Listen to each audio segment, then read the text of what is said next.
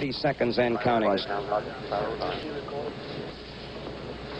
25 seconds and counting. We are still go. 20 seconds. Guidance alert. The guidance system now going internal. 15, 14, 13, 12, 11, 10, 9, 8. Ignition sequence start. 5, 4, 3, 2, 1.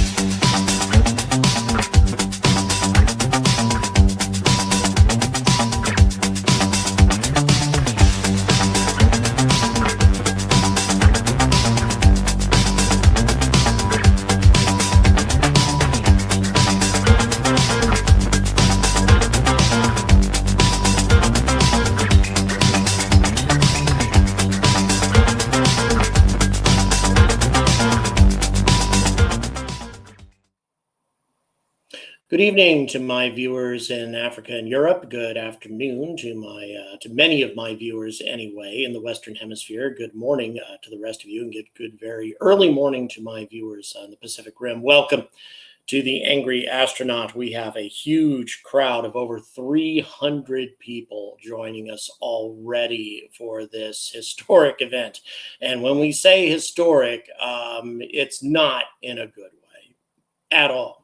Regardless of what NASA announces today, it's not good news. Now, what is almost certainly going to happen? Well, before we get to that, where's everybody checking in from? Let's go ahead and make sure that we don't get too far ahead of ourselves. We have Australia, we have New Jersey checking in. Thanks very much. We have Finland as well, and the Isle of Wight. Looks like we have some Star Trek 2 fans who are talking.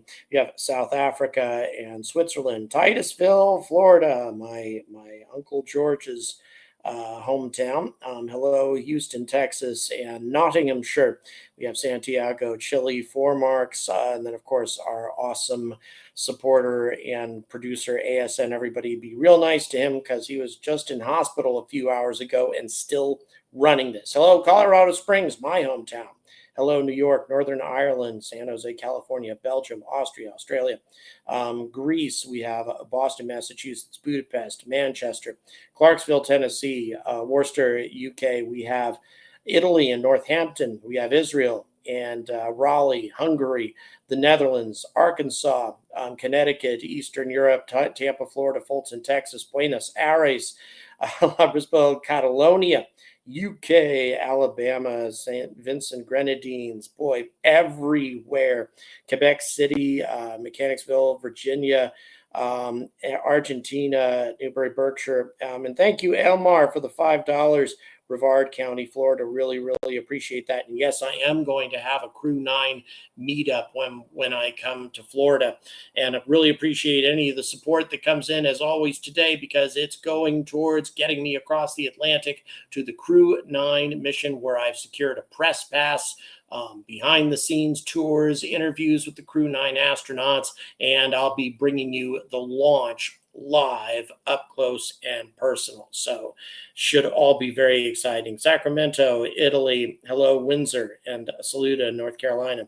Singapore, hello, and Chile, and India, hello, thank you for joining us. Oregon, Florida, North Carolina again, Ohio, Wrexham, Georgia.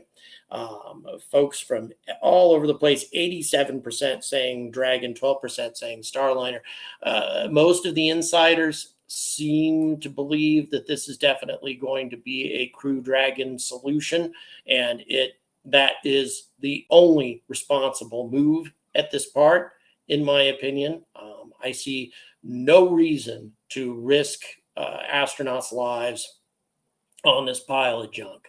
Entirely too many risks have been taken already. Starliner has never been ready to take human beings up to the ISS in spite of years and years and years of effort invested in trying to fix this damn thing. John, thank you so much for the tenor. Really, Really appreciate that. And if folks don't want to do things through Super Chat, by the way, I've also got Patreon, of course, and PayPal. And I am releasing my latest Patreon video about lunar and Martian space elevators. That's going to be coming out in the next few hours. I'm almost done with that video. Really struggled for a while because there's lots of exciting things happening. The RFA anomaly, of course, being one of those, that violent explosion that we all saw. And we have some special material from them. A lot of you may not have seen it. Less than 24 hours ago, RFA sent me a DM over Twitter or X, whatever you want to call it, with a total rundown on what happened with the anomaly. They have one of their engineers who's just going into great detail on everything that happened, and they show the fire and the explosion from every conceivable camera angle. I've never seen this kind of transparency in the spaceflight industry before. Yes, SpaceX is happy to show us explosions, but this is coming out so soon after the event, and there's so much detail and, so like I say, so many different angles of this fire and explosion that was associated with it. You really get a clear view of what happened, because the angle that the BBC got, that all of us saw, really only shows the worst part of the fire. It didn't show the other side of the launch table that really didn't seem to take much damage at all. And we really get all the details of every moment of the anomaly and what was going on with it. Super impressed with this transparency and level of detail. This will be coming out, this video will be coming out as a premiere immediately after this broadcast. As soon as we're done with this Boeing/NASA press conference thing, then we'll be going live. So we are super, I'm very excited to see all the details, because I actually haven't seen the whole clip yet, because I got stuck on a train trying to get home today, stuck because a herd of cattle decided to wander across the tracks. I think they took a fence down or something like that, and the train operators couldn't clear it away or repair the fence to make sure that the cows couldn't come back. Whatever it was quite a thing. Over 600 people. Man, do we have a crowd. And I think this should make it really clear as just to how much this means to people. This is such a massive viewing audience that we have today. And by the way, thanks very much for watching. And don't forget to like and subscribe, guys. But this is really clear as to just how important this is to the spaceflight community. This is one of the biggest snafus in the history of American spaceflight. We're not talking about a ship that, looked promising for a while, did its job, and then had an unexpected problem. This is a ship that's never worked properly. Never. And thank God no one's been killed on it yet. And let's hope at this point, and I'm almost positive that NASA is going to make the right decision here. Let's hope that they don't endanger Butch and Suni's lives any further than they already have, and they send Starliner back automated. Of course, if they're going to do that, they need to make sure that the proper software is uploaded in order for them to be able to do an undocking and everything else that they need to do in order to successfully bring the spacecraft back or burn it up in the atmosphere. Honestly, I wouldn't care if they did burn it up at this point, now that we've gone through all this nonsense. But what's important is that it gets successfully undocked from the ISS and that it doesn't have any thruster malfunctions during that process. By the way, I'm going to go ahead and read you one of my team members, Darth Rust. He's been heavily engaged in aerospace contracting for a long time, on the military side mostly. And it's kind of interesting, his view on it. I'm going to go ahead and read some of this off to you. Before getting to the details of the spacecraft itself, we need to talk about the function and purpose, because there's a distinction between the two. The function of a light switch is that it closes an electrical circuit, but the purpose is to turn the lights on and off. The commercial crew services contract is functionally about moving crew to and from the ISS. However, there's a correlating purpose of encouraging industry to take development programs that were historically run by the government and then transferring it to the private sector, a rising tide lifts all boats kind of approach to improvement. If we have a more capable spaceflight industry, we will have more capable spaceflight, period. The same approach is evident in the commercial lunar payload services, or CLPS, the commercial resupply for ISS, and others. Dragon is a great example of the success of this approach. Not only did the government get a very competitive crew service, it's also starting to be used by the commercial market. It's unlikely that Dragon would have found that use had there not have been a series of government contracts that developed the capability that NASA uses. Starliner is in the same family of projects with different levels of goals. In the near term, it moves astronauts to and from the ISS, but the long game is improving the industry. So, to further contextualize Starliner, remember that ISS is going to reach its end of life in about 6 years.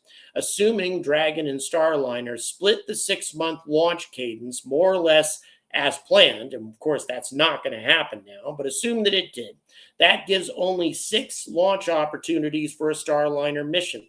Given that Starliner has already had 3 missions that exhibited multiple problems that required at least replanning of mission goals while in flight, I find it likely that Starliner has fundamental design issues that are not going to be resolved during the course of those 6 remaining flights before ISS is retired.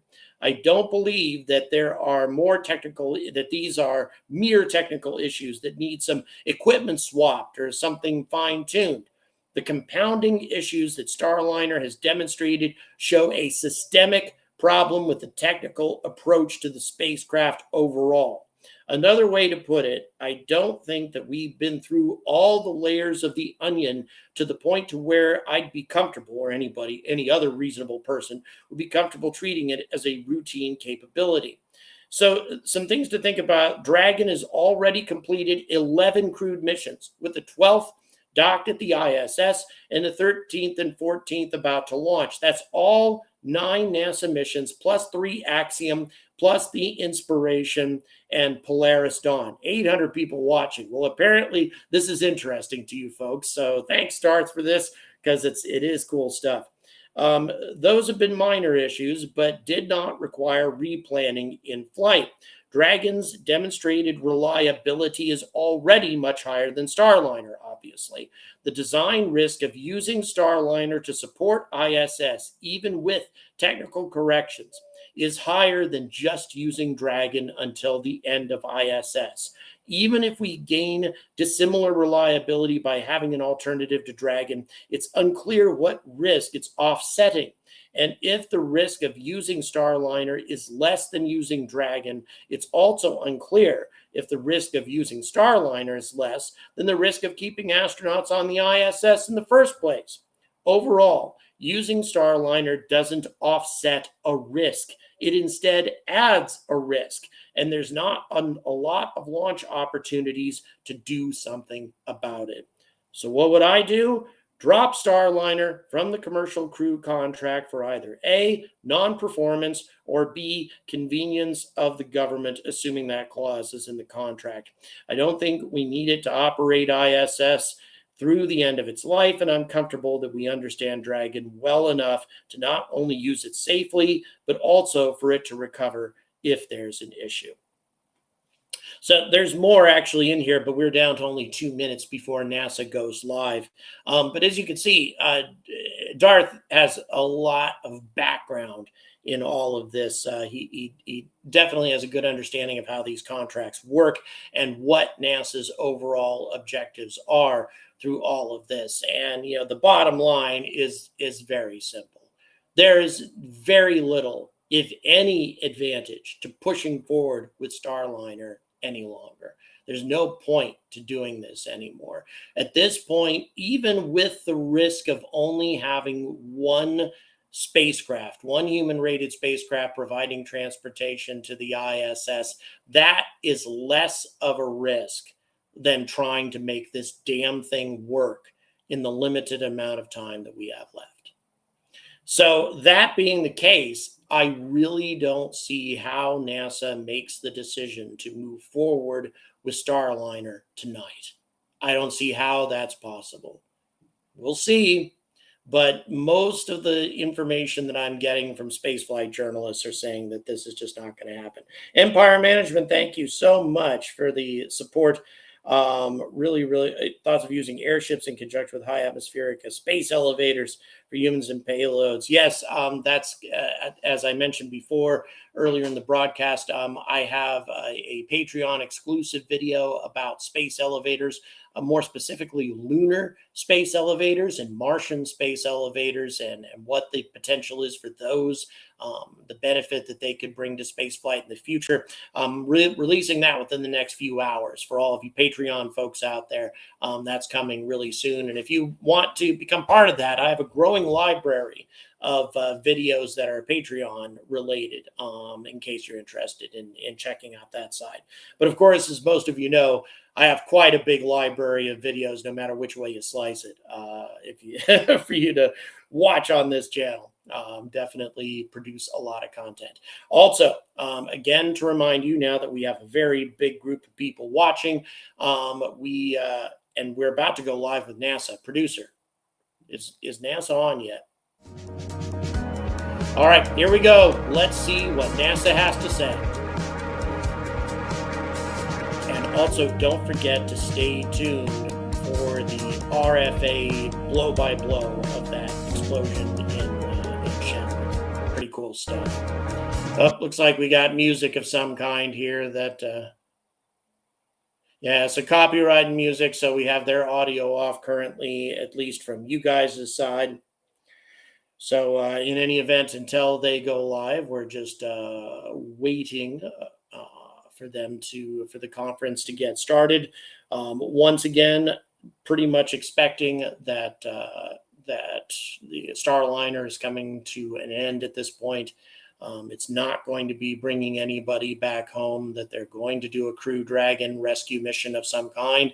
We don't know exactly what form that's going to take, but that is the expectation from most observers right now. However, we've been surprised before, because there's a lot at stake for Boeing here. Not for NASA, but for Boeing.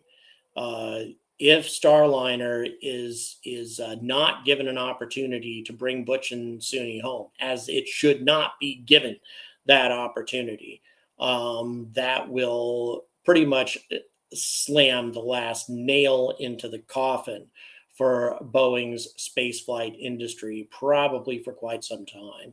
SLS really being the only thing that they have to contribute to NASA anymore after that. And of course, NASA being, or SLS being seriously problem ridden as well.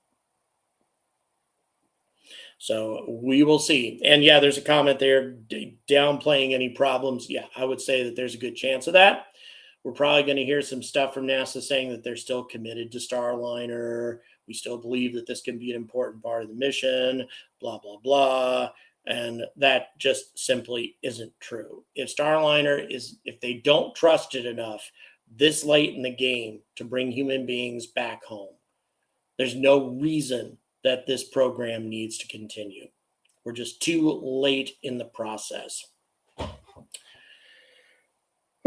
So, yeah, falling coffin. Yeah, I would say that that's another good way to put it. Again, the reason for this are the thruster malfunctions. You know, there isn't much of anything else that seems to be wrong with Starliner aside from that. But the thrusters are absolutely critical.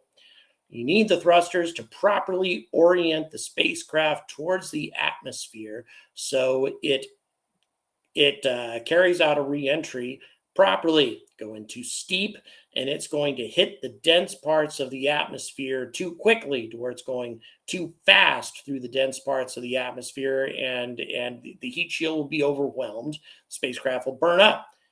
Go in too shallow, and it skips back out into space and eventually re-enters in a way that you don't want it to, and then you have a burn up again. So, given the fact that they've had all this time to rectify these issues with these thrusters, these doghouse thrusters, as they are called, the doghouse thruster arrays on the service module. I mean, they've had forever to rectify this issue. And not just with this service module, they had to scrap a previous service module because of valve issues prior to a liftoff. They couldn't get Starliner off the ground because of valve problems associated again with the service module, to where they couldn't figure it out. They finally ditched the service module, got an entirely new one, and this one screwed up too. Almost 1,000 people watching. Wow. Thanks very much for tuning in, folks. Please don't forget to like and subscribe. Please consider supporting this channel on Patreon, PayPal, etc. That's how I'm going to be getting across the Atlantic to cover Crew 9. So please keep that in mind. It's viewers like you that make it possible for me to bring you on-the-spot coverage, and I certainly want to keep bringing that to you as much as I possibly can. By the way, on this visit to the U.S., depending on scheduling, I may decide to head west and check out Starship if it lifts off at roughly the same time. That's something that I would be interested in doing. So yeah, I think that there's a lot of potential content that can be gathered, in addition to the fact that I finally got a press pass from NASA, which is super exciting in itself. We got an audience of over 1,000 people at this point. Boy, you guys are amazing. Thank you so much. And by the way, we have Marina with us. Marina R. Everybody say hello to our Ukrainian friend who's been a supporter of this channel for a very long time, who has, of course, been dealing with great challenges in her life for years now as a result of this ongoing conflict. We wish you well, Marina. Okay, so it appears that NASA is not going live exactly when they said they were going to. Who knows? We could have a few people showing up late. Oh, hello, Milton Keynes. Really do appreciate anybody in MK. Which of course is where I currently am. I'm just outside of Milton Keynes, to be precise, in a small village called Akeley. But I go to Milton Keynes constantly. I mean, it's essentially the town where I live. I shop in Milton Keynes. I go to pubs in Milton Keynes. I mean, it's essentially the town that I live in. So in any event, yeah, we'll see what happens here. Again, it is we're still waiting for these guys to finally go live. There's 7 minutes past due at the moment. That's not necessarily a huge thing, but interesting. Again, what is totally expected is that Starliner will not be. Oh, here we go. Well, maybe we're going to go. Thank you, Lindy Brannon. Really appreciate your support. Thank you so much. All that means a lot to me right now. So right now we are still having to keep these guys quiet because of the copyrighted music, copyrighted elevator music that NASA has going currently. Still waiting for them to go live. Let's hope that this happens soon. And we can anticipate that there's going to be lots of questions with answers that are not necessarily accurate. I'm sure that NASA, in an effort to try to retain a good relationship with Boeing, will say things like how they're still committed to the Starliner program, et cetera, but there's nothing to be committed to anymore. If Starliner fails to bring Butch and Suni back tonight, if they fail to bring them back on this mission, then Starliner has no useful purpose after that. No practical purpose. Chris, thank you so much for the tenor. Really, really appreciate that. And thanks so much again for everybody who's been contributing tonight. Makes a very big difference to my ability to carry out these special trips Especially this Crew 9 opportunity is going to be huge. Behind the scenes tours at NASA, interviewing the astronauts on the Crew 9 mission, checking out the launch up close and personal, all that super exciting. Can't wait. Can't wait. Boeing practically on their knees begging NASA not to abandon Starliner. Yeah, well, and I'm pretty certain that during this entire process, Boeing has been doing everything they can to try to convince NASA to send Butch and Suni back on Starliner.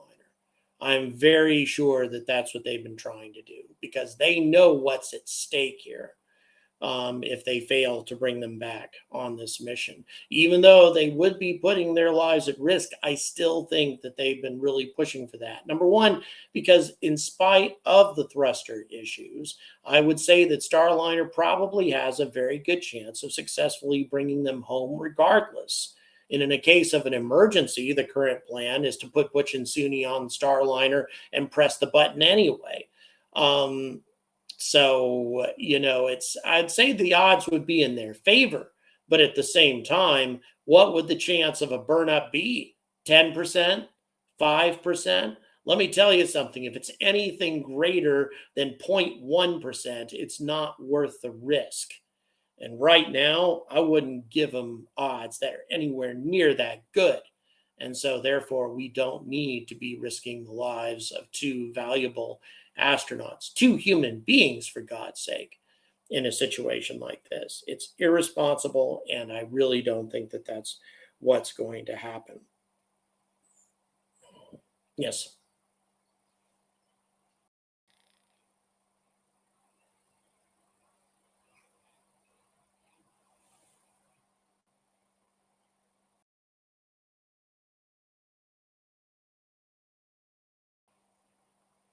Okay, so apparently it seems that NASA may still be involved in the actual review right now, the private review before the news conference goes live.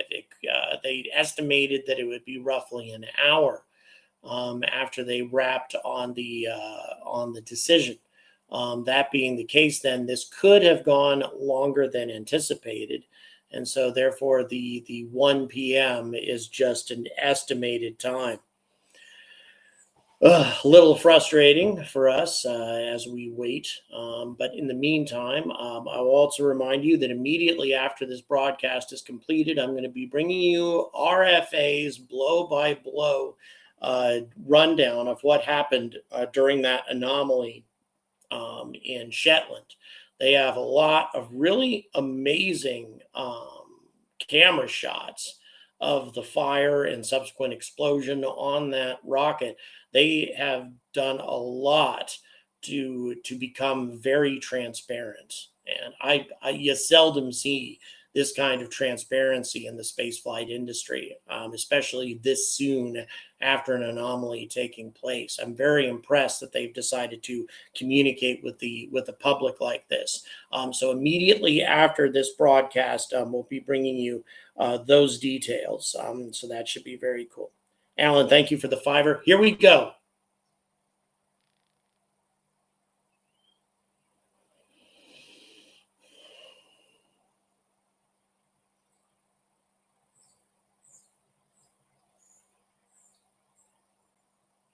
Okay, we're on a delay at the moment. We're going to go live in just a second. Sorry.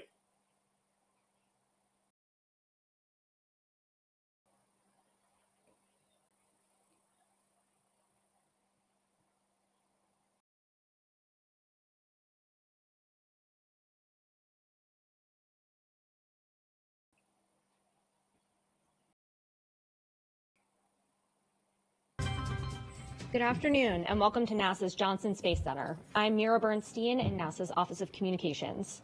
Thank you for joining us today and for an update on NASA's Boeing Starliner crew flight test. To give you an update, we have NASA Administrator Bill Nelson, Associate Administrator Jim Free, Associate Administrator for Space Operations Ken Bowersox, Commercial Crew Program Manager Steve Stitch, International Space Station Program Manager Dana Weigel, and Flight Operations Director Norm Knight. We'll be taking questions from those in the room and over the phone. As a reminder, you can press *1 to get into the queue. But first, I'd like to hand it over to Administrator Nelson for opening remarks. Thanks. NASA has decided that Butch and Sonny will return with Crew 9 next February, and that Starliner will return uncrewed, and the specifics in the schedule will be discussed momentarily. I want you to know that Boeing has worked very hard with NASA to get the necessary data to make this decision. We want to further understand the root causes and understand the design improvements so that the Boeing Starliner will serve as an important part of our assured crew access to the ISS. I have just talked to the new Boeing CEO, Kelly Ortberg. I have expressed this to him. I told him how well Boeing worked with our team to come to this decision. And he expressed to me an intention that they will continue to work the problems once Starliner is back safely, and that we will have our redundancy and our crewed access to the space station. This whole discussion, remember, is put in the context of we have had mistakes done in the past. We lost 2 space shuttles as a result of there not being a culture in which information could come forward. We have been very solicitous of all of our employees that if you have some objection, you come forward. Spaceflight is risky, even at its safest, and even at its most routine. And a test flight by nature is neither safe nor routine. And so the decision to keep Butch and Sonny aboard the International Space Station and bring the Boeing Starliner home uncrewed is a result of a commitment to safety. Our core value is safety, and it is our North Star. And I'm grateful to NASA and to Boeing for their teams, for all the incredible and detailed work to get to this decision. Turn it over to Jim. Thank you, sir. Thank you and Deputy Administrator Melroy for your support along the way, and certainly for being here today. It means a lot. I'd like to communicate to all of you that we've come to this decision using our program, our mission directorate, and our agency level processes. That includes the decisions that happen at the commercial crew program, at the space operations mission directorate level, and the agency level, and includes all of our technical authorities from engineering, safety, medical, and flight operations. As the administrator said, our focus is on safety all the time, and this certainly is no different. The uncertainty in our margins is where we have come to make the decision that the administrator laid out.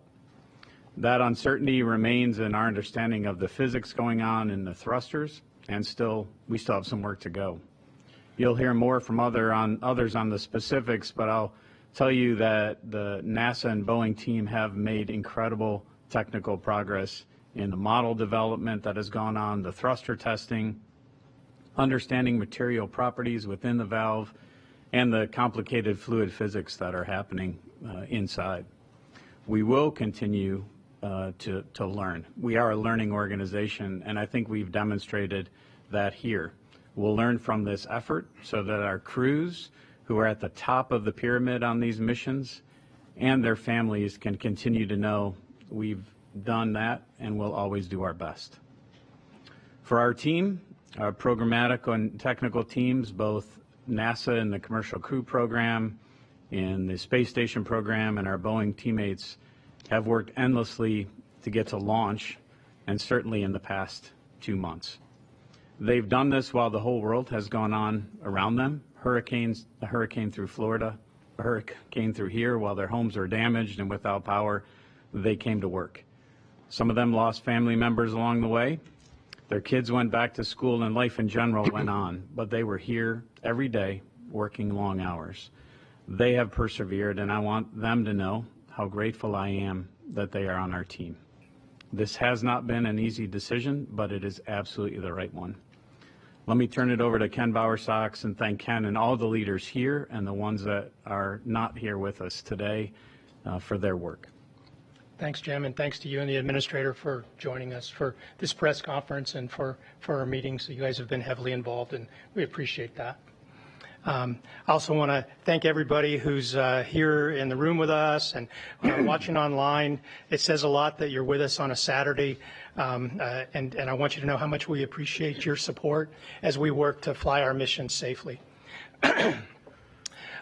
I'm really proud of the NASA team and the Boeing team for all the work they've been doing the last couple of months. It's really been impressive to see how they've been very agile in testing, gathering data, and completing analysis. And then having the tough discussions that go along with processing that data and coming to conclusions. Our intent today was to have the first part of a flight readiness review. The goal of that review was to come up with a NASA recommendation on whether we should proceed with the crewed flight test, either crewed or uncrewed. Our Boeing partners told us that they would be able to execute either option, and they thought that the call belonged to NASA because of our wider view of all the risks involved. We conducted a poll. All of the organizations on the polling sheet indicated that they thought we should proceed uncrewed with the flight test. And so our next step will be to process toward that uncrewed flight test. To finish those preparations, and we'll have another part 2 of the readiness review Wednesday or Thursday next week, we believe, to make sure that we're ready for undock and to complete the test. We are still in the middle of a test flight. We have to remain vigilant. We need to get the vehicle back on deck, go through the data, and once we've done that, we'll start thinking about our next steps for Starliner's next flight. And now I'd like to pass the mic to Steve to share more info and more details. Thanks, Ken, and thanks for the kind words. I want to thank all of you for being here, and the public and everybody for following our progress over the summer. It's been a long summer. It's been a long summer for our team. And I want to first start out by thanking our team who's worked so hard over the summer, long hours, weekends, nights, testing, analysis, reviews. I mean, it has just been an incredible effort by the team. We are dealing with a very complex issue with the thrusters, and I'll talk more about that, but it's challenging to predict their performance. It's challenging to predict the temperatures we'll see. And so that's why it's been tough, and it's taken the time ever since we docked back on June 6th to get to this point. Very proud of the due diligence that the team has displayed, their perseverance, their fortitude, courage, dedication, resilience as they learned more and we got more data and different results at times than we expected. I especially want to thank the Boeing team and their contractor team, Aerojet Rocketdyne, the engine manufacturer, the valve manufacturer, Moog, all their suppliers that participated, along with the NASA workforce. We have brought in expertise from just about every NASA center. We did testing at the Marshall Space Flight Center. Of course, our White Sands test facility did testing on the thrusters. So this has been a huge effort across all of NASA, within the Commercial Crew Program and even beyond. Determining the position to bring Starliner back uncrewed was very difficult for me personally. We're all committed to the mission, which we started out, which is to bring Butch and Sunny back. But as we got more and more data over the summer and understood the uncertainty of that data, it became very clear to us that the best course of action was to return Starliner uncrewed. And I'll talk about the other aspects of the mission in a little bit. The bottom line relative to bringing Starliner back is there was just too much uncertainty in the prediction of the thrusters. If we had a model, if we had a way to accurately predict what the thrusters would do for the undock and all the way through the deorbit burn and through the separation sequence, I think we would have taken a different course of action. But when we looked at the data and looked at the potential for thruster failures with a crew on board, and then getting into this very tight sequence of finishing the deorbit burn, which puts the vehicle on an entry, and then immediately maneuvering from that into a SEP sequence to separate the service module and crew module, it was just too much risk with the crew, and so we decided to pursue the uncrewed test flight. The path forward now is to, as Ken said, work toward the Flight Readiness Review Part 2. Well, we review now. We know the scope of the mission. We know it's an uncrewed test flight. We are changing the separation sequence that we planned, and we will review those aspects at the readiness review. We're going to go with a simplified separation technique to get away from station a little more quickly.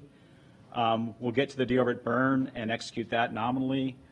We have a good setup in terms of the opportunities into the White Sands Space Harbor for a number of opportunities in September. We'll land or undock in early September, and then we have a lot of work to do relative to the rest of the mission, which is Butch and Sunny stay on the space station for some time, and they return on Crew 9. We're configuring that spacecraft with a couple extra, 2 different seats. So we'll have 2 different crew members, 2 crew members on that vehicle, and then we'll have it ready to bring Butch and Sunny home. So they'll be ballast in 2 seats on the uphill. We also have to work to reconfigure the Crew 8 vehicle. When Starliner undocks, it will undock first, and then the Crew 8 vehicle will serve as the lifeboat for Butch and Sunny. We have a configuration on the cargo pallet we'll go put in place. So again, we'll get Calypso home when we're ready to do so. We're going to take our time taking the steps, each step along the way. We'll have an important simulation ahead of that flight readiness review with the flight control team. You know, if you put yourself in their place, they have practiced for 2 years to bring a crew home on Starliner. There are some differences in executing the undock sequence and the coast to the deorbit burn and the deorbit burn without a crew, and so they're going to practice that next week. I'm extremely grateful for the commercial crew program, the entire team. It's an honor to represent them here today, and I'll turn it over to Dana Weigel. Thank you, Steve. Thank you all very much for being here, for your interest in this historic test flight mission and also in the International Space Station. As you heard, with the decision to leave Butch and Sunny on board till February, they'll be with us on station for 8 months. I think most of you know our normal expedition durations are 6 months long, but we have had a number of flights with astronauts who've stayed on board with us for 12 months at a time. So this 8-month stay is very much within our normal operational experience base. While Butch and Sunny are on board, they'll be doing science, station maintenance. They'll execute the SpaceX 31 research and cargo mission, and we may have a couple spacewalks for them towards the end of their expedition. Since they've been up there, they've been a welcome set of helping hands. They've already done about 100 hours of work on 42 different experiments, and they've helped us with some of the critical station maintenance that we've had on board. For us, looking forward, the station team is focused on the planning and the rework for the undock, the Starliner undock. As you heard from Steve, that's targeted for early September. Before we hit that undock window, we're going to do the work to reconfigure the Crew 8 Dragon. We'll probably do that within the next week or so to have that in place for a 6-crew contingency return capability. And just to reiterate, as Steve said, this just gives us a contingency capability after Starliner departs and before the Crew 9 vehicle arrives. Crew 9 with 2 crew will launch no earlier than September 24th. We'll do a normal handover between the crews, and then we'll have Crew 8 undock. After that, we will relocate the Crew 9 vehicles. That Dragon vehicle will be relocated to open up the forward port for the SpaceX 31 cargo mission. And we're planning that mission somewhere in mid-October. In between all of that, we've got a Soyuz crew exchange. That's happening September 11th will be the launch of 73S. That'll be carrying NASA astronaut Don Pettit. And then Tracy Dyson will go home after that Soyuz exchange. So we've got a lot of busy activities in front of us this fall. On behalf of the station program, I do want to thank the entire team, the commercial crew program, the Boeing team, and all of our technical teams. They've done a tremendous amount of work over the summer, getting us to the point where we have enough data and enough information to make this really critical and difficult decision that we've made today. So very much appreciated. And as I think all of you know, commercial crew program is critical to the success of ISS. So we appreciate everything they've done. And with that, I'll hand it over to Norm Knight. Thank you, Dana. I want to thank all of you for your continued interest in our mission. And I want to echo my gratitude for the teams on the ground, both Boeing and NASA, and our astronauts on board for their tireless work and effort with this test flight over many years, especially during the last few months. You know, with the dedication to, or the decision to fly Starliner home uncrewed, the ground teams will still be fully engaged, ensuring Starliner returns safely. Now, while the teams are hard at work here on the ground, we also have Butch and Sonny living and working 260 miles above our planet. They're giving our teams valuable feedback on Starliner. They've served as an integral part of our on-orbit increment, and they demonstrated patience, adaptability, flexibility, resilience, and readiness. That's what you get with an American astronaut. They've been eager to contribute to important conversations. They've asked questions. They've seamlessly become part of the Expedition 71 crew, contributing to the important work on board the International Space Station. You know, when you're charting new paths for exploration, there are highs and lows. We all know this. It's part of exploration and moving forward. Spaceflight is hard. The margins are thin. The space environment is not forgiving. And we have to be right. We all know this. This was a tough problem to be solved, and a decision had to be made. I want you to remember, Starliner is a robust vehicle with excellent flying qualities, as evidenced by the manual demonstration accomplished by Butch prior to docking. And Starliner has performed exceptionally well overall, so please don't lose sight of that. This is a test flight, and the thruster issue and the associated investigations will pay huge dividends in the future for human exploration in a great way when Starliner flies again. I am encouraged by the dedication and resilience both the NASA and Boeing ground teams and, of course, our space flyers exhibit. I talked with Butch and Sonny both yesterday and today. They support the agency's decision fully, and they're ready to continue this mission on board ISS as members of the Expedition 71 crew. I would also be remiss not to mention that this decision also affects the Crew 9 mission and the astronauts that are assigned to fly in that mission in September. Crew 9 mission will now configure Dragon for 2 crew members and will provide seats for Butch and Sonny to return. We're also working to finalize those crew assignments and update the training plan. Those decisions will be made public once they are finalized. I would again like to thank all the teams who have designed, built, and now fly Starliner. Going forward, their hard work will continue to pave the path for expanded human spaceflight exploration. Thanks. Thanks, Norm. We'll move into the question and answer portion now. We'll open it up again to folks in the room and folks on the phone. If you're on the phone, press *1 to get into the queue. Please clearly state which of our participants you are addressing in your question, and we appreciate you limiting yourself to 1 question. So with that, yeah, in the back. Mark Strassman, CBS News. This could be for Jim or Ken or Steve. I'll let you decide. My question is about trust. Spaceflight is a business that's built on trust. You trust that everyone's going to do their job. You have to have trust in all your space partners. Boeing essentially said, trust us. We have a spacecraft that is ready to return astronauts home. And NASA went in a different direction. So how now do you begin to rebuild that relationship of trust with Boeing?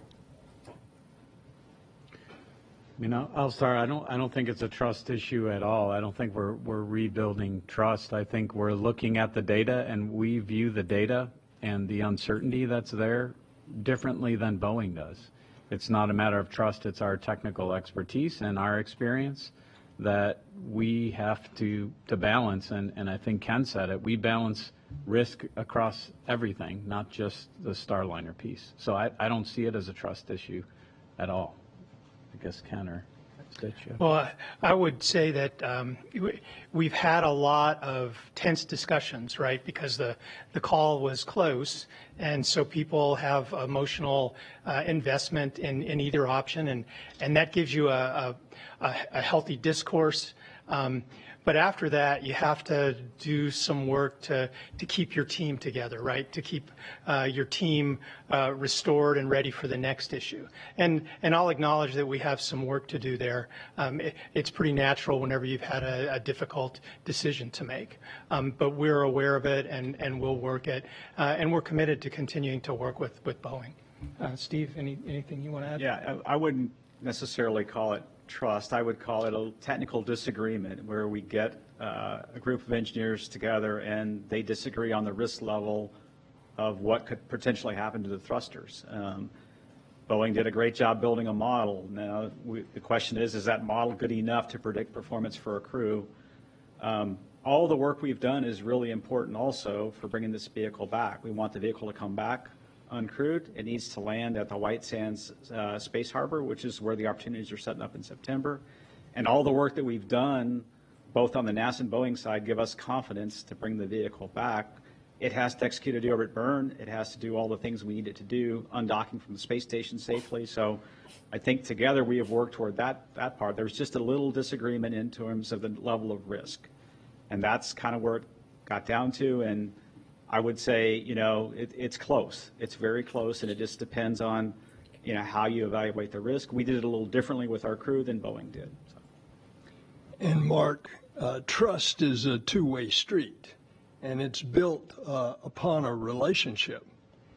And I think, as indicated just an hour ago by the new CEO of Boeing, that they intend to move forward and fly Starliner in the future, which is very important to NASA, that we have two human-rated vehicles. I think you should understand the trust is two ways. Eric Berger with Ars Technica. Two questions. One for the administrator, just to follow up on that question about Boeing and your discussion with the Boeing CEO, Kelly Ortberg. How do you anticipate that NASA can help Boeing get Starliner operational missions? Could you maybe fly like a cargo mission to support that, or just curious what your thoughts are on that? And then for, I think, Ken Bowersox, curious, when did you think it was likely that Crew Dragon would be the vehicle to bring the crew home, Butch and Sonny? From the outside, it does seem like that you saw something perhaps in the White Sands test data that gave you concern. It certainly seemed like that's when the odds seemed to shift toward Dragon. Would love any insights on that. Thank you. Your question to me is best answered by the people that are going to determine the specific testing and what is required before the crew would fly. Yeah, I can take a cut at that, Eric. So we're going to sit down with Boeing and kind of lay out what's that path, right? I would say the White Sands testing did give us a surprise. We saw in that testing, as we did 5 total simulations with that thruster of a downhill deorbit burn sequence. And so that's when we saw this swelling of the poppet on the oxidizer side. In other words, a piece of Teflon that swells up and it gets in the flow path and causes the oxidizer to not go into the thruster the way it needs to go into. And that's what caused the degradation in thrust. When we saw that, I think that's when things changed a bit for us, in that now we know that's prevalent, and where is it prevalent in other thrusters, and then what could that swelling do in the future. So that's, I think, where we change course. What we have to do now, moving forward for Starliner 1, is how do we avoid firing that thruster in a manner that would cause the heating, that causes that oxidizer poppet Teflon piece to swell? Can we figure out how to do that with some testing? And can we also have learned recently that the environment in the doghouse, and I think I've talked about this, is hotter than we thought. In other words, when the other thrusters fire in a doghouse, some of that heat soaks back into an individual thruster, and that causes the Teflon to swell. It also causes some vaporization of the propellant. So is there a way we can figure out how to get the doghouse cooler overall? And then thirdly, we see crosstalk sometimes when an OMAC, the orbital maneuvering engine, the big 1,500-pound thruster fires, it then causes heat on one of the adjacent thrusters. So we've got to sit down and go through all those details with Boeing, with Aerojet. The teams have been so focused over the last couple months at understanding the physics and what's going on, which we have a much better understanding of that now. Now that we have that understanding of the physics, I think we can move forward and start to find mitigations for future flights. Yeah. See if Ken has anything to add. Well, for me, the White Sands results I thought were a gift. It was just great to have that data. And I really thought it might help us convert. I've seen it with a few of our discussions where we have people in different camps on a risk decision. We gather more data, and then a piece of data comes in, and we come together, and everybody agrees that we take one path or the other. And I thought we might get there until probably about a week ago, I'd say. That's where it started looking like, hey, I just don't think we'll get there in time for bringing Starliner home in a timely manner. With more time, we might have gotten a lot smarter, but we're just at the point where we need to bring Starliner home, take all the data we can, and keep moving forward, I think. Next question is from Marcia Dunn on the phone lines. Marcia Dunn from Associated Press. Yes, hi. For you, Ken, I'd like a little more information on how the opinions were split. Was it 50-50, 75 to 25% in favor of SpaceX? If you could just characterize the numbers for and against, and also if you could discuss the mood in the room today. Thank you. The polling was unanimous amongst all the NASA folks. Boeing expressed the ability to either work crewed or uncrewed. They believe in their vehicle, and they'd be willing to bring a crew home on it.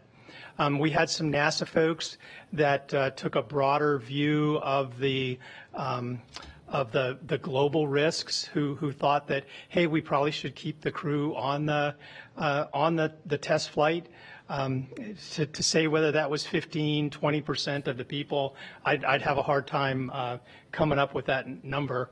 But as far as the mood, all of us really wanted to complete the test flight with crew, and I think unanimously we're disappointed not to be able to do that. But that's part of the reason our system is set up the way it is, right? You don't want that disappointment to weigh unhealthily in your decision. And so on purpose, our system increases the volume on some of our voices from the technical authorities, folks that are asked not to think about those emotions, and it helps to pull you away from the fact that you might be disappointed in a certain decision, and then guide you towards that final outcome.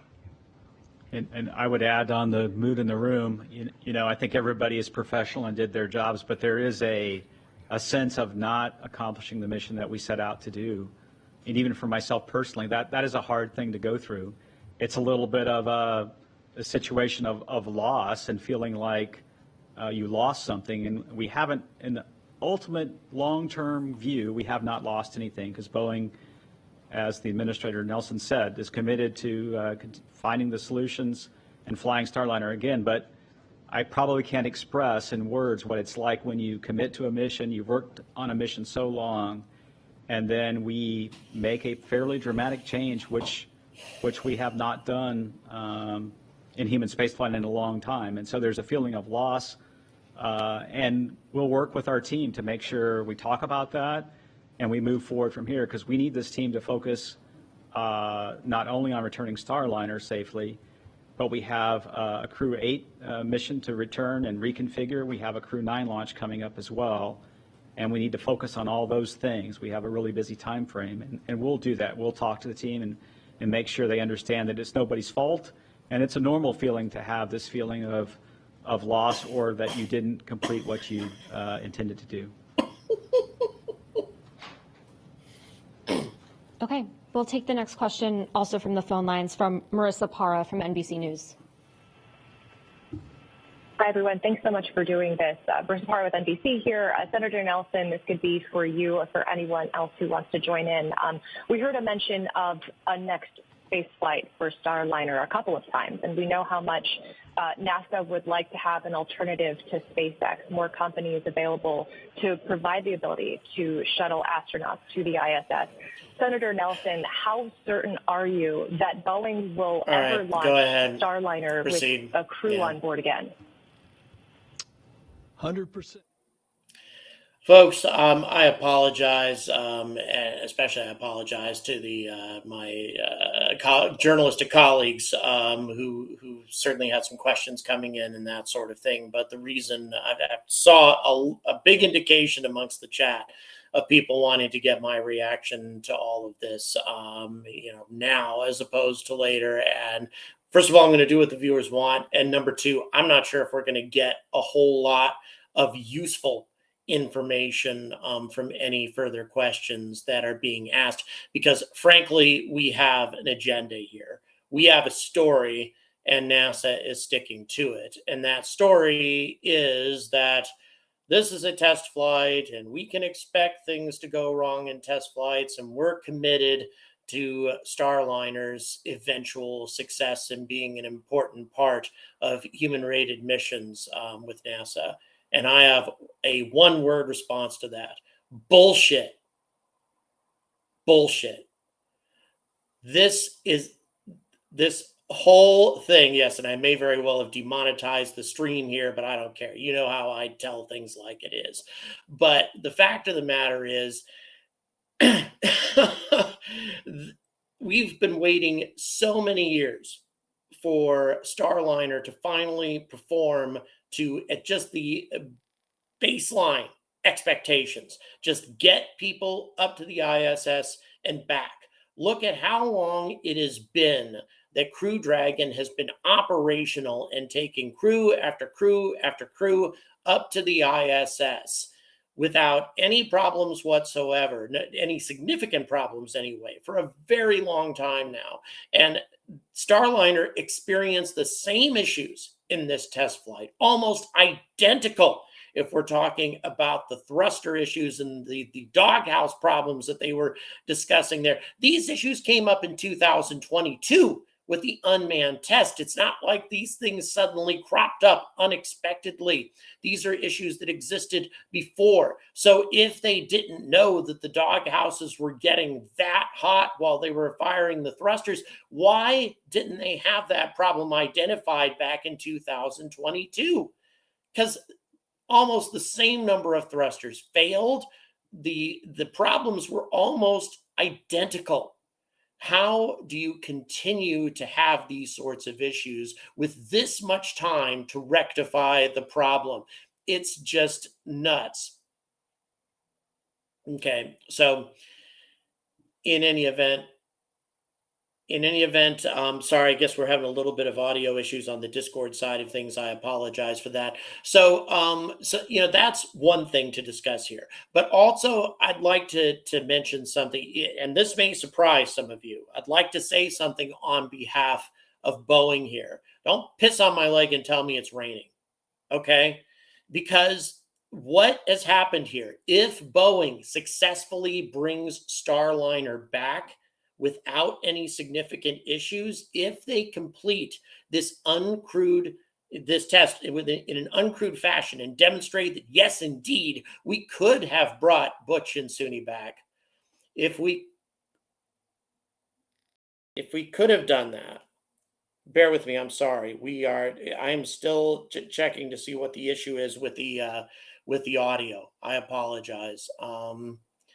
in any event, I'm not seeing that in the chat. I'm wondering if it's just on the Discord side. But in any event, with the problems, to get my train of thought back here real quick.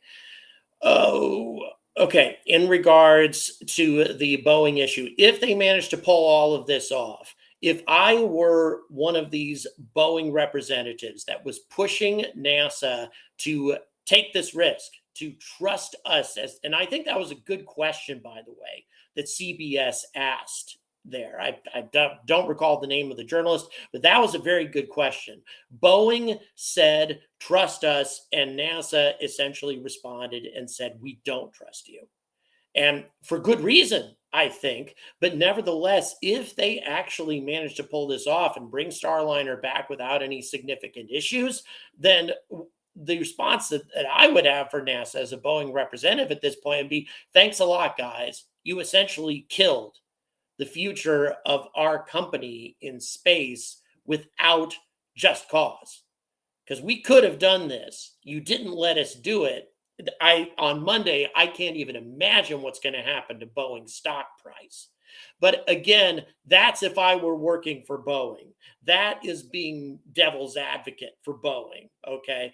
But regardless, it did am I saying therefore that NASA made the wrong decision? Hell no. They absolutely made the right decision.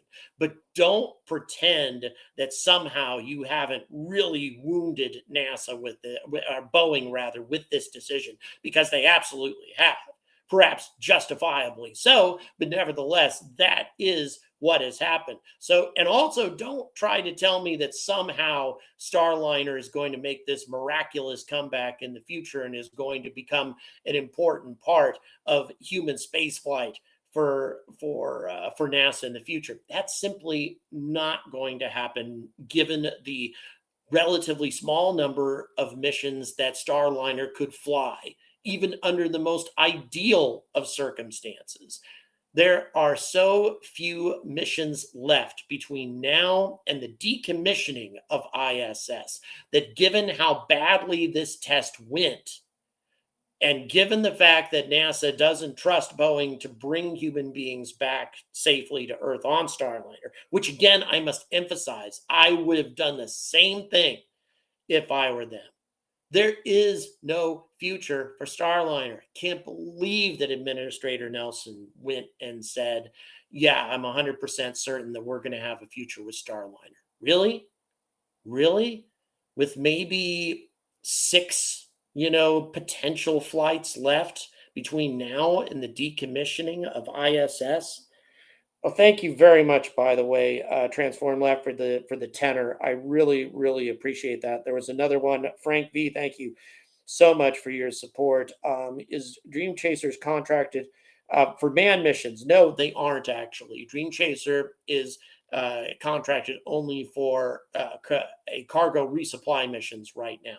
However, it is Sierra Space's plan to have a human-rated Dream Chaser operational by 2026.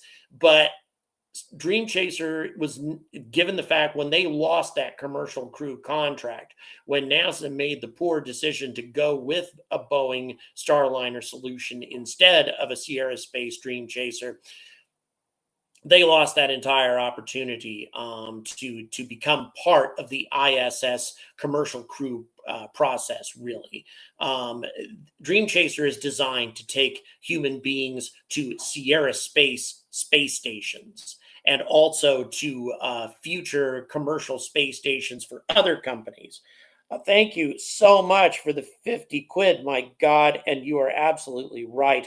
Starliner is finished. Wow. Thank you so much for your generosity there, Goldie. Wow. Whew.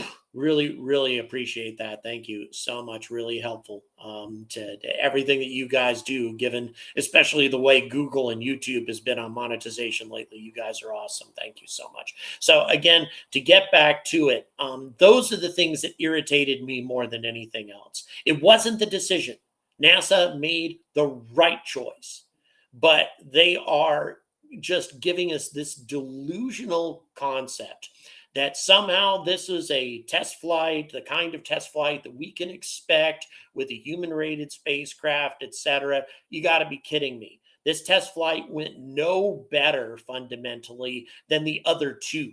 I mean, yeah, the first one went really bad, but nevertheless, in the end result, none of these three test flights have gone well enough to where NASA is confident enough in the technology to put human beings on board.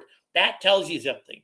That tells you something about a fundamentally flawed spacecraft, a spacecraft that is not going to be quickly fixed, that these issues are not going to be rapidly rectified. In many ways, you need to take a lot of this technology back to the drawing board. And if you're going to do that, how many years is it going to be before you could possibly do another human-rated flight?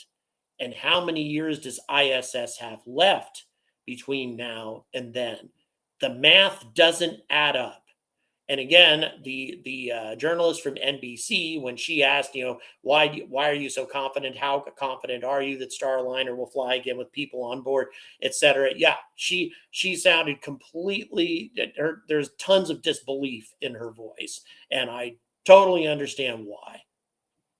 There's just no logical reason to believe that Starliner will ever be good enough to become a relevant part of NASA's human spaceflight program between now and the decommissioning of ISS, which is the only thing the commercial crew was supposed to accomplish.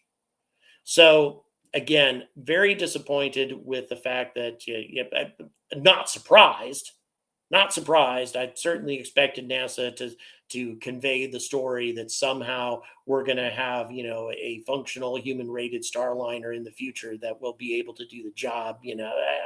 I expected that, but at the same time, also disappointed that the notion, the communication or the story is trying to convince us that things are somehow all hunky-dory with Boeing, because they clearly aren't. There wasn't a single Boeing representative on that panel, not one. That should tell you that there is no common opinion here. There's a very deep division of opinion. Boeing, and again, understandably so, I think, desperately trying to convince NASA that they could do the job. Because if they are unable to, Starliner is dead. And about the only thing that they have to contribute to NASA in the future is SLS. And of course, SLS is absolutely overloaded with problems itself. A very grim future for Boeing. Once such an incredibly respected company, a company that accomplished so many amazing things, from Saturn V to the space shuttle. The list goes on in terms of the amazing things that Boeing accomplished in the past. But those days are obviously over. And I can't imagine anything that could prove that to be a stronger indicator. Obviously, what's happened with their airliners is nasty, but I don't think we could have a better indicator of just how far this company has fallen, aside from the announcement that was made today. The only way it could get worse is if they try to bring Starliner back automated and it actually does burn up. If that happens, it's even worse. But I'll tell you, again, I'd be shocked on Monday if we don't see a huge drop in Boeing stock price. I think the future of that company is very much in doubt after this decision today. And there's no positive way to slice that. There just isn't. And, again, does Boeing deserve it? Hell yes. They had plenty of time to make this a properly functional spacecraft, and they fail. Arizona Anime fan, thank you so much for the $20. The fact that every single problem from Test Flight 2 and number 3 is shocking. That NASA took 3 months to make this decision is even more shocking. I agree. NASA's decision to allow people on this POS needs an investigation. I don't disagree, especially if something goes really wrong with Starliner on its way back. Guys, stay tuned. Don't go anywhere, because I've got a very exciting piece of footage to show you. RFA, they released a whole rundown on everything that happened with that fire, explosion, the anomaly, etc.